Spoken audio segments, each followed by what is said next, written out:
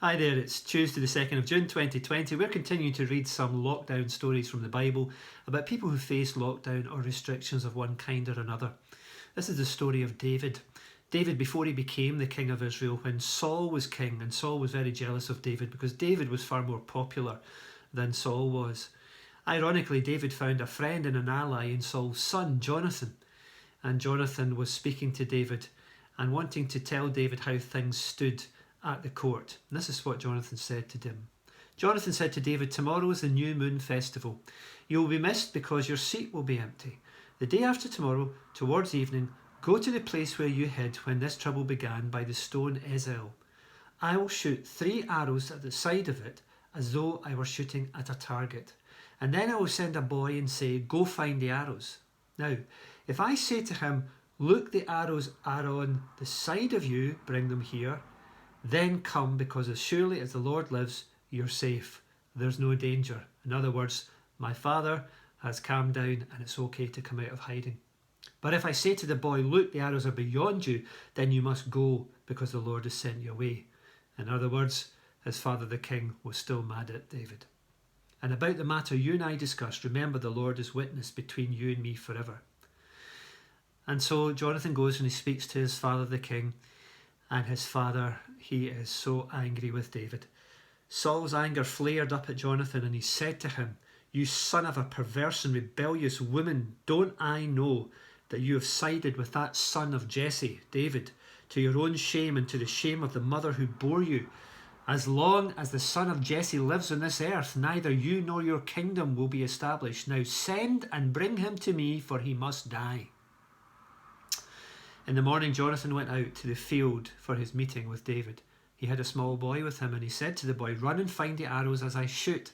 And the boy ran and he shot an arrow beyond him. When the boy came to the place where Jonathan's arrow had fallen, Jonathan called out after him, "Isn't the arrow beyond you?"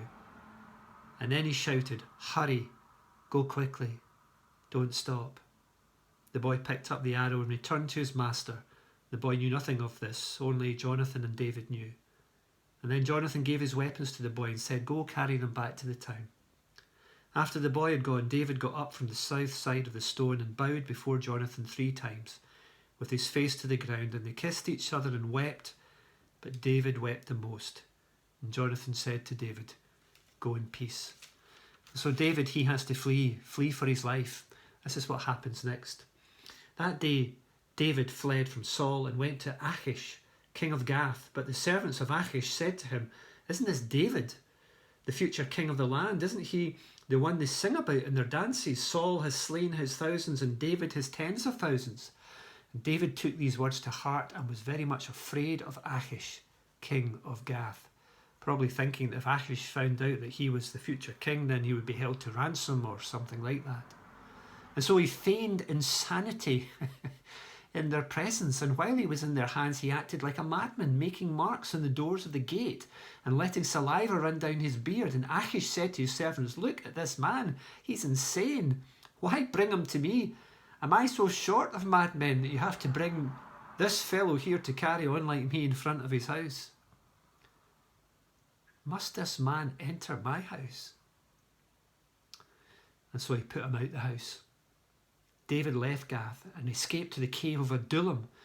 And when his brothers and his father's household heard about it, they went down to him there. And all those who were in distress or in debt or discontented gathered around him, and he became their leader. About 400 men were with him. So there was David in a cave in hiding, fleeing for his life. And others came who were also facing tough situations in their life. And he became their leader. People who were in distress, people who were in debt, people who were discontented, people who just wanted to escape from the rat race of life or their problems or what was going on. It's amazing how many of us face problems and challenges of one kind and another. And it's amazing how at those times we can just feel like running away, hiding in a cave. Many of us, of course, are here in lockdown with restrictions, even though the restrictions are eased, and we're so thankful for that. We're still restricted. there are still these restrictions upon us, and we might feel a little distressed. We might feel some discontentment. But God is with us. And just the same way God was with David, even in that situation, God brought him out of that. And the next verse says he went to Mizpah in Moab and said to the king, "Would you let my mother and father come and stay with you until I learn what God will do for me?" And for David, there was a way out. And for every single one of us, no matter our situation, no matter your situation, you can know that there is a way out. And that way out is through trusting in God.